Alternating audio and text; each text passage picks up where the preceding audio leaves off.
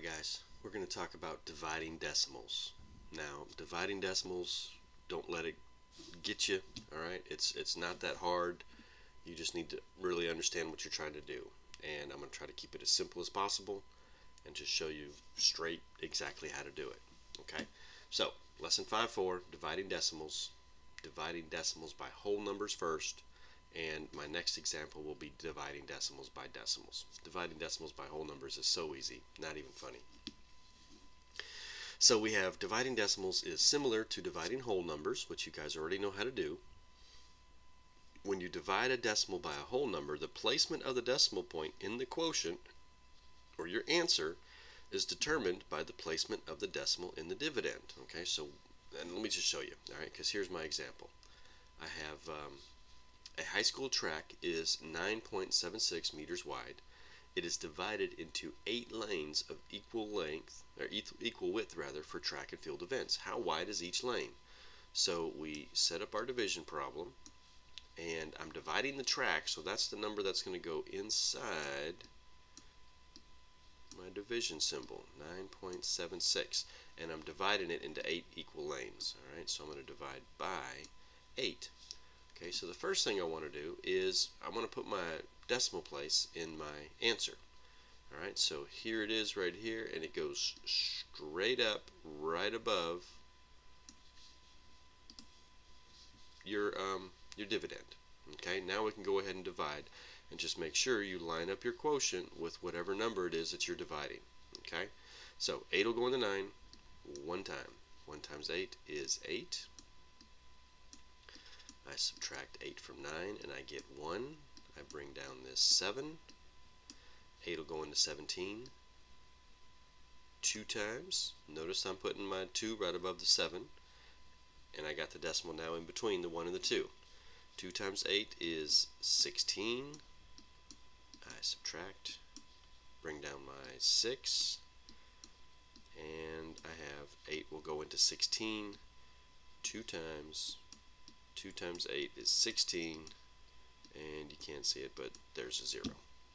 So my answer is, how wide is each lane? Well, each lane is 1.22 meters. 1.22 meters wide. Alright? So the next example is a little trickier because we're dividing a decimal by a decimal. Okay, so when you divide a decimal by a decimal, the first you need to change your divisor to a whole number by multiplying by a power of 10. Then you multiply the dividend by the same exact power of 10. Powers of 10 are 10, 100, 1,000, 100,000. Anything that's just basically a 1 with a series of zeros after it. So let's look at this problem and we'll figure this out. Ella uses a half a pound of raspberries in each raspberry cake that she makes. How many cakes can Ella make with 3.25 pounds of raspberries? So I'm going to divide the amount of total raspberries she has by how many servings of raspberry in each cake.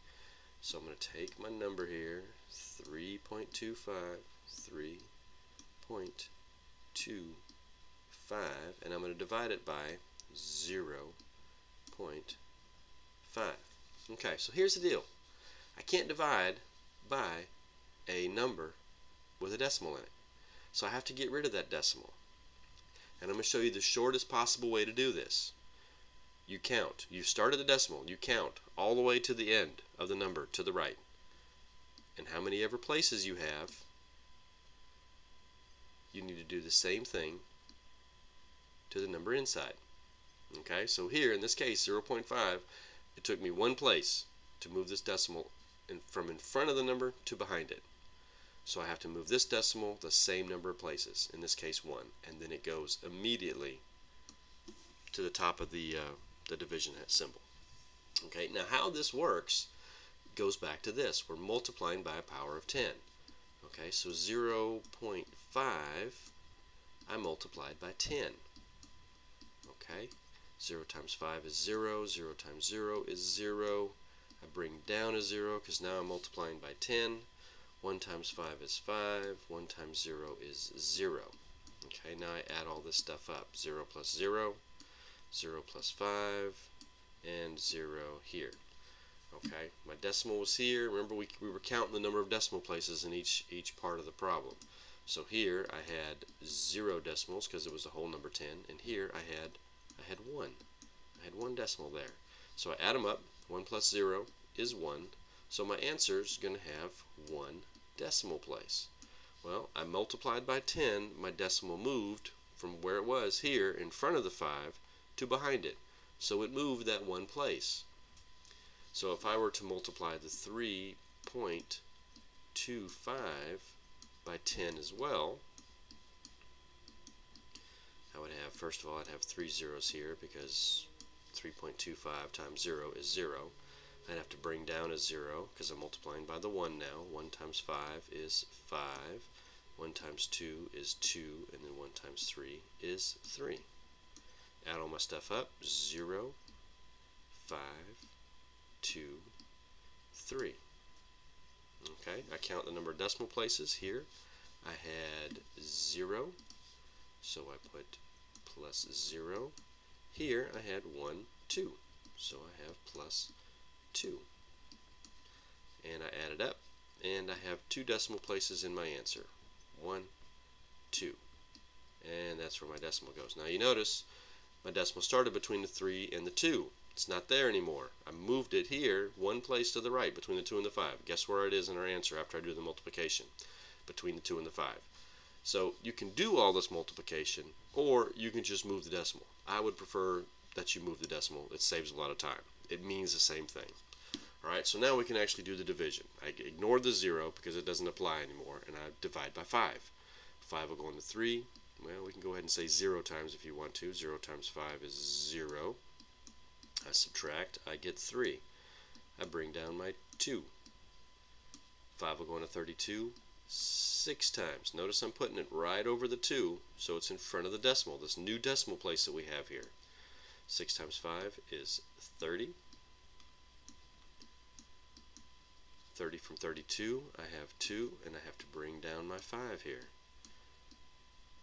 5 will go into 25. 5 times. 5 times 5 is 25. I subtract, and my answer is even.